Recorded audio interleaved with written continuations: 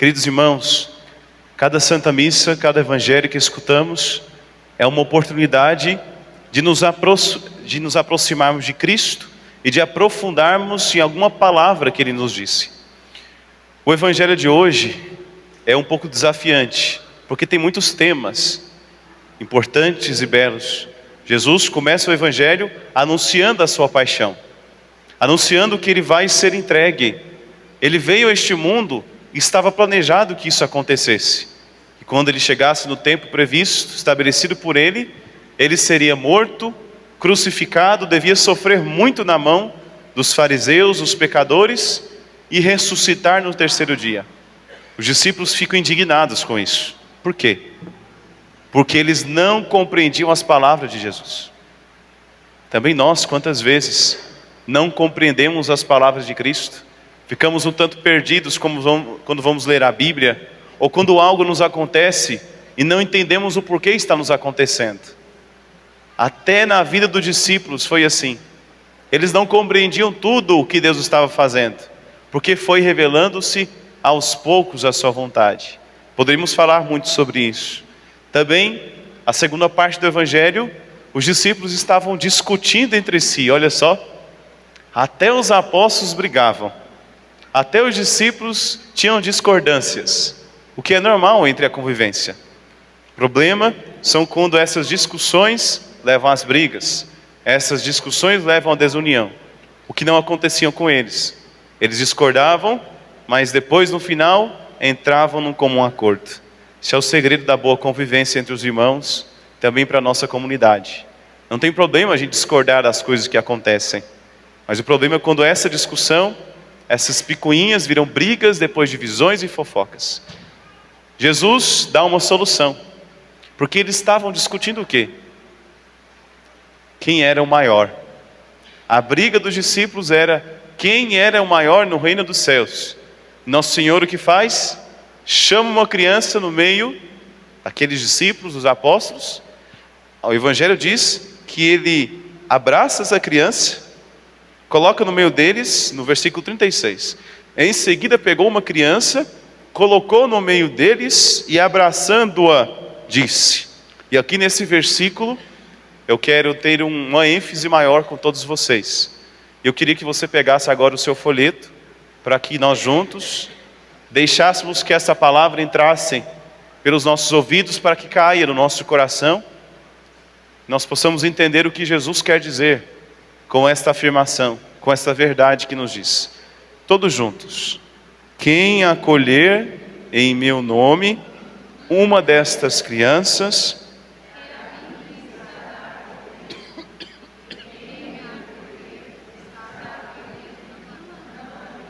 mas aquele que me enviou. Certa vez uma mulher que tinha cometido um pecado muito grave, ela foi se confessar com um padre. Era um padre italiano chamado São Pio de Petrotina. Na época não era santo ainda, mas era conhecido. Tenho certeza que muitos de vocês devem conhecer um pouco da história dele. É um padre com muitas virtudes, com muita santidade, com muitos milagres já em vida. Sofreu muitas perseguições. Em suas biografias se escuta que o demônio lhe aparecia à noite para bater. Ele chegava na capela com a cara roxa de apanhar do demônio, porque ele tirava muitas almas do inferno com a sua vida, com as suas penitências, com a sua santidade. Passava até 12 horas no confessionário. Era um homem com um dom excepcional, uma graça muito grande. E ele nas confissões também tinha um dom, uma graça que eu não conheci ninguém que tem até hoje. Ele tinha um dom de sondar os corações. Ele sabia o que se passava no coração de cada um quando ia se confessar com ele. E uma mulher que tinha cometido um pecado terrível, o maior pecado do mundo. Eu queria perguntar, qual é o pior pecado que alguém neste mundo poderia cometer?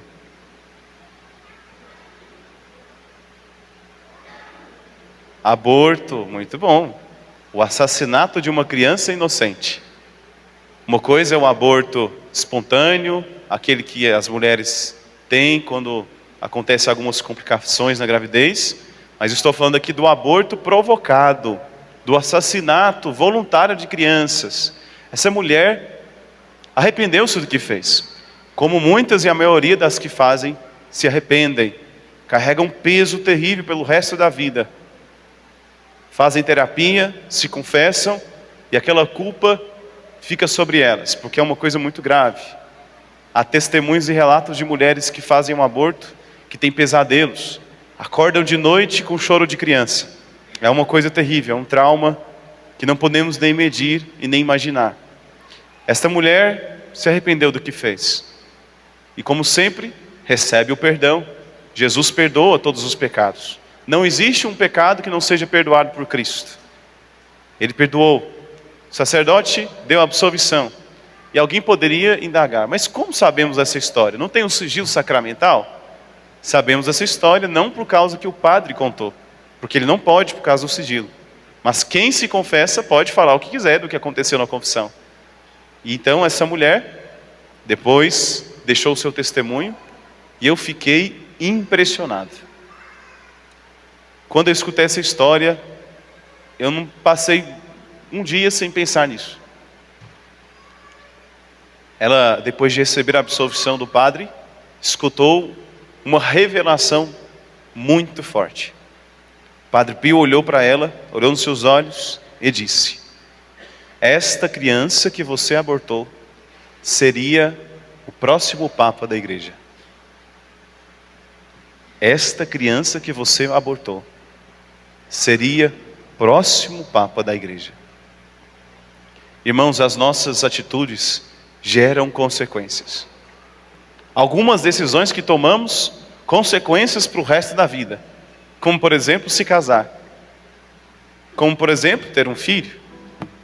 Ser padre. Escolher uma pessoa que vai estar do seu lado para o resto da vida. Escolher quem será o pai dos seus filhos. Ou a mãe dos seus filhos. E outras decisões que geram poucas consequências. Como por exemplo, comprar uma moto, um carro. Comprar uma casa aqui em Herópolis ou em Goiânia. Sim, gera consequências, muda alguma coisa. Existem coisas que fazemos que têm um impacto social. Que têm um impacto na nossa vida e de outras. Imagina só. A atitude desta mulher de se fechar a vida. Seja qual for o motivo que levou a fazer esse crime, esse pecado horrível. Fez com que um Papa não existisse. Porque ele seria o Papa. Deus, que conhece todas as coisas, tinha uns planos para aquela criança. Mas o ser humano consegue, com a sua liberdade, bagunçar o tabuleiro. Ele consegue mudar os esquemas. Claro, para Deus nada é escondido, Ele é onisciente, onipotente. Mas Ele permite que com que a nossa liberdade, com o livre-arbítrio que cada um tem, possamos fazer de fato o que quisermos. Mas se queremos fazer o que bem entendermos, Ele também permite que tenha consequências às nossas atitudes. A posição da igreja, irmãos, a respeito da vida, foi sempre será a favor da vida. A Igreja Católica permanece como a única instituição hoje, neste mundo, que oficialmente e abertamente contra o aborto em qualquer etapa, contra a eutanásia, contra a seleção natural das pessoas, como acontece em alguns países europeus, onde não existe nenhuma pessoa deficiente. Uma pessoa, no final da missa de manhã hoje, testemunhava chorando para mim, agradecendo pela homilia, porque ela tem 2 filhos deficientes, e é a alegria dela. Ela é muito grata a Deus pelos filhos que ela tem. E ela dizia para mim que fica com o coração partido, porque em alguns países essas crianças não podem nascer. Existem países que não têm deficientes. Não é porque não existem eles, mas porque já se identifica na barriga da mãe, e o que faz? Essas crianças são terrivelmente abortadas. É um tema espinhoso, gente. É um tema difícil, complicado. Mas é preciso ser falado disso aqui. Se não for o sacerdote, se não for a igreja, quem vai dizer? É um tema que sempre está voltando em pauta. De vez em quando, em alguma sessão de madrugada, no Congresso, eles colocam em votação isso. Porque querem a todo custo colocar em nossas famílias, em nossa vida, uma cultura de morte. Que triste a nação e o país que legaliza o crime, que legaliza o pecado, e a igreja sempre será firme na sua posição, aberta à vida, contra o aborto em qualquer etapa da gestação. Vocês conseguem imaginar a contradição deste mundo? Façam a experiência. Comprem um animal raro. Me diga aí um animal que é raro e é proibido ser colocado em casa. Sei lá, uma tartaruga, não sei lá, um animal aí que está em extinção. Como? Um pássaro. Tem um monte de pássaro aí que se o Ibama pegar, vocês estão ferrados. Imaginem só se alguém descobre que esse pássaro, depois que ele teve lá os ovinhos, você comeu os ovos. Ou, por maldade, pisou neles até que eles morressem, esperou nascer e matasse por maldade. Filmasse isso e colocasse no YouTube. O que ia acontecer com você? O mínimo. Crime inafiançável. Cadeia. Faça o mesmo com uma criança. Não viva fora da barriga, mas viva dentro da barriga da mulher. Você terá o apoio da política, você terá o apoio da lei, você terá o apoio da mídia, você terá o apoio do mundo inteiro. Faça esse aborto mesmo. Você é muito jovem, você não tem condições, você é livre. Faça o que quiser com o seu corpo as suas regras. Não acontece nada. Infelizmente, este é o nosso mundo, onde é um crime matar um passarinho, que é sim uma criatura de Deus, é um pecado, não estou falando que deva fazer isso, é uma coisa grave mesmo, temos que cuidar e zelar da criação, não podemos agir com maldade com as criaturas, mas percebem a discrepância, a falta de medida, e o ser humano, que é muito mais importante, e um ser humano que é imagem e semelhança de Deus, que tem uma alma infundida por Deus na hora da concepção, e esta alma é destinada a ter o seu desenvolvimento, a nascer, a viver essa vida, deixar um legado, a ser uma grande pessoa, deixar a sua honra neste mundo, a ser um papa, a ser um astronauta, um cientista, um artista, um cantor, um padre, um bispo. Mas essas crianças nem chegaram a nascer, porque foram mortas. Infelizmente tentam se esconder cada dia mais esta verdade. Olha para as crianças que estão aí perto de vocês. Quem é mãe aí, olha para o seu filho. Imagine se esse menino não tivesse vivo. Eu sei que foi difícil ter essa criança. Eu entendo os desafios da família moderna hoje, de ter filhos. Mas imagina se essas crianças maravilhosas que vocês têm aí, e que o padre também gosta demais de ver, imagina se elas não existissem. Imagina se a sua mãe e seu pai, você que é o segundo filho, por exemplo, tivesse planejado o seguinte: vamos ter um filho e depois eu vou fazer laqueadura e você vai fazer vasectomia. Ou vou colocar um DIU, que é também um dispositivo abortivo, para quem não sabe. Porque a gente não tem condições. É difícil demais, é injusto colocar um filho neste mundo, nesse mundo maldoso, cheio de pessoas maliciosas. Imagina só se a sua mãe tivesse feito isso. Você não estaria vivo. Eu, Padre Bruno, não estaria aqui. Eu sou o segundo de 5 filhos. E minha mãe e meu pai me tiveram sem nenhuma condição financeira. Uma casa emprestada. Usava fralda de pano. Acho que as mães de hoje não sabem nem o que é isso. Sabe o que é uma fralda de pano? Sabe? Já viu, mas nunca usou nos seus filhos, né? Graças a Deus. Eu usei fralda de pano até os 2 anos de idade, se brincar. Era um pedaço de pano que enrolava assim em volta da criança. E aí todo dia a gente tinha que lavar a mão. Lavar a mão e prendia com um alfinete assim, ó. As mães mais antigas sabem o que é isso. Foi assim que minha mãe e meu pai me tiveram. E hoje em dia, não, precisa estar tudo pronto. A mulher precisa conquistar a sua independência financeira. Padre aqui não é contra que as mulheres trabalhem, pelo amor de Deus, não é isso. mas eu quero mostrar para vocês a ideologia, a cultura de morte e a cultura contra filhos e crianças que vem sido colocada dentro de cada um de nós, e infelizmente até entre os católicos. E a posição da igreja sempre será a mesma. E vale lembrar o que Jesus, o que Deus disse lá no Antigo Testamento, quando criou Adão e Eva, e colocou neles a semente da vida, colocou neles a fecundidade, o dom de gerar. Deus disse a Adão e Eva: crescei-vos e multiplicai-vos, sede fecundos. Deus concede ao homem e à mulher este dom, esta graça, de serem colaboradores dele. Deus que envia a alma, Deus que cria uma alma. Cada um de nós foi criado no instante da concepção. Esta alma foi infundida no momento da concepção nossa, no seio de nossa mãe. Já desde o instante da concepção, já se é uma vida humana. Não é um aglomerado de células. Não, meus irmãos. É um ser humano, com toda a dignidade, com toda a honra. Um ser humano que merece viver, um ser humano que merece ver a Deus, contemplar a sua face, ser batizado, ser crismado, receber a Eucaristia, viver uma vida santa neste mundo. E quantas histórias de pessoas que as mães tentaram abortar, mas não conseguiram. Tem uma história muito interessante, depois procurem na internet, do padre Mateus Aquino.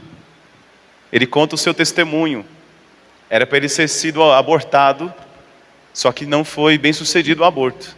E hoje ele é um grande sacerdote, um padre que atua nas redes sociais, que ajuda muitas pessoas. E inúmeras histórias. Conclusão, irmãos. Nós católicos precisamos ser diferentes do mundo. Nós precisamos agir diferente do mundo. Estamos no mundo, mas não pertencemos a ele.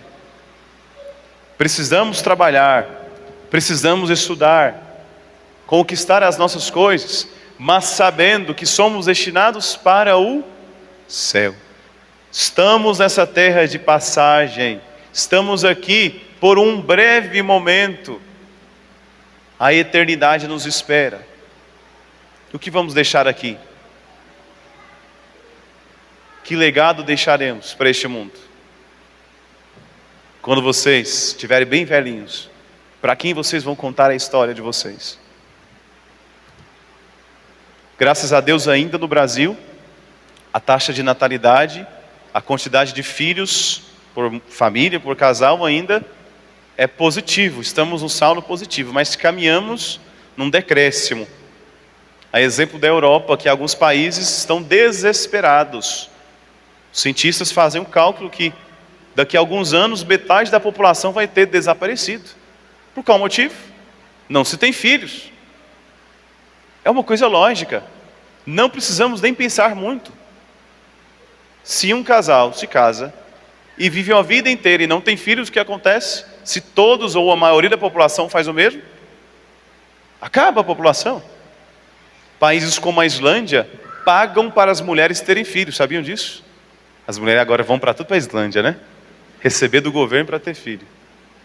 Mesmo o governo pagando uma quantidade grande para as mulheres terem filhos, não só paga para elas terem filhos, como também paga o carrinho do bebê, paga a fralda, paga a escola, paga serviços hospitalares, paga tudo o que vai gastar até o menino se formar na faculdade. Mesmo assim não querem ter. O que acontece? Uma crise econômica, uma crise social e o principal, uma crise espiritual. Se não temos crianças, não temos padres, porque os padres vêm das famílias, coisa óbvia. Estava almoçando na casa de uma família em que uma mulher morou um tempo na Europa, e ela confirmou o que eu disse na missa da manhã. Igrejas lindas, catedrais góticas, belíssimas, mas vazias. Não tem ninguém. Uma missa de domingo como essa, lotada aqui no Brasil, no mesmo horário da Europa, tem um padre e alguma meia dúzia de fiéis. Criança, nunca se vê. Por isso, quanto mais criança na igreja, mais o padre fica feliz, sabia? Geralmente os padres não gostam de criança na missa, ficam incomodados, né? Eu sou o contrário, eu amo criança. Quanto mais criança, melhor. Que é sinal que a paróquia está viva. É sinal que a paróquia escutou o chamado de Deus e entendeu o plano de Deus para a família humana. A fecundidade de uma paróquia mostra também a sua santidade. Eu ficaria muito feliz em, no meio da homilia, ter que pedir para alguém aumentar o meu microfone de tanta criança na igreja chorando. Seria uma festa, imagina só. Um tanto de mãe com menino. Que bênção. Claro, agora a criança dá pirueta, brincar de carrinho, passar no meio altar, pular, dar cabalhota, de história, né? Aí a mãe não pode deixar. Mas criança chorando, criança na igreja andando, não me importo com isso. Porque é sinal da vida de Deus. Sinal do dom de Deus derramado em nossa comunidade. Padre, e aqueles casais que não podem ter filhos? Também são chamados à santidade. Não é a quantidade de filhos que faz um casal santo. Não é. Mas como está à disposição dos pais em acolher, em estar aberto ao dom de Deus. Como eu disse, os filhos são dom de Deus. E eles virão no tempo de Deus. Na hora que Deus quiser. Embora o casal se planeje. E é interessante uma história que eu vi na internet. Muito engraçada. A mulher, ela já tinha 2 filhos. Bem provável que não era católica, depois do que ela fez. Ela tinha 2 filhos e não queria mais ter filhos. Então o que ela fez? Colocou DIU, dispositivo intrauterino, que é um dispositivo abortivo. Usava anticoncepcional, usava a pílula do dia seguinte, tomava tudo que vocês imaginar que existe nesse mundo para não engravidar. O que aconteceu? A hora que foi fazer o ultrassom, tá lá a cabecinha da criança. Aí o médico, brincalhão, olha, papai do céu, foi tão bom com você que te deu um anjinho. Você está usando o DIU, aqui o DIU lá, e mostrou lá no ultrassom, dava para ver o DIU. Você colocou o DIU, estava usando anticoncepcional e mesmo assim engravidou.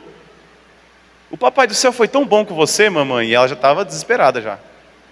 E o pai lá atrás, quase morrendo. Papai do céu foi tão bom com você, que não te deu um anjinho, te deu 2. Aí passa, o ultrassom, está lá 2 cabecinhas. Mas Deus é tão generoso, que ele não ficou satisfeito em dar 2 anjinhos para você. Ele te deu 3. Aí, puf, o cara cai no chão. 3 trigêmeos. Usando DIU, anticoncepcional, pílula do dia seguinte. Irmãos, filhos são dom de Deus. Quando quer mandar, meu filho, não tem nada que impede. Interessante, né? Quantos casais que querem engravidar e não podem, e aqueles que têm toda a fecundidade do mundo, fazem de tudo para não tê-las. Que contradição este mundo. Por isso temos que estar abertos à vontade de Deus. Não é a quantidade de filhos que vai salvar o casal, tá bom? Não é que o casal que tem 20 filhos é mais santo do que tem 1. Não é isso. O que tem 1, se cuida bem, zela pela criação desse filho, pela santidade dele. Enquanto o que tem 20 deixa jogado no mundo, então você percebe a diferença. Então é importante estarmos abertos ao dom de Deus. Porque o próprio Jesus disse, quem acolher em meu nome, uma dessas crianças, é a mim que estará acolhendo. Em outra passagem bíblica, nosso Senhor diz, quem rejeita um desses pequeninos, rejeita o próprio Jesus. Peçamos a intercessão da Virgem Maria e de Santo Antônio, para que a nossa paróquia, a nossa comunidade, seja fecunda em filhos, em santidade, não só em número de crianças, mas em graça, em uma vida plena, em uma vida entregue ao Senhor. E cada vez mais temos a graça de sermos diferentes do mundo, de termos a coragem de nadar contra a corrente, de nos posicionarmos firmemente contra o aborto e contra toda a cultura de morte que tentam instalar em nossas famílias. Louvado seja nosso Senhor Jesus Cristo. Para sempre seja louvado.